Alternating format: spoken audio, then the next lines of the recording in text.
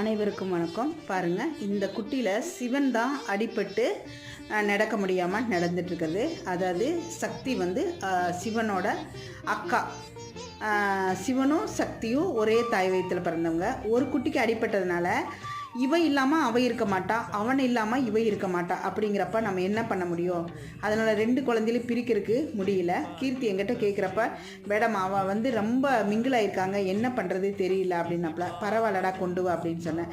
இல்லை மேம், உங்களுக்கு ரொம்ப சிரமம்னாங்க. அதெல்லாம் சிரமமெல்லாம் பார்க்காதப்பா, கொண்டு வா பார்த்துக்கிறேன் அப்படின்னு சொன்னேன். இன்றைக்கி அப்போ நம்ம குட்டிகளோட கூட சேர்ந்து தாங்க விளையாட விட்டேன்.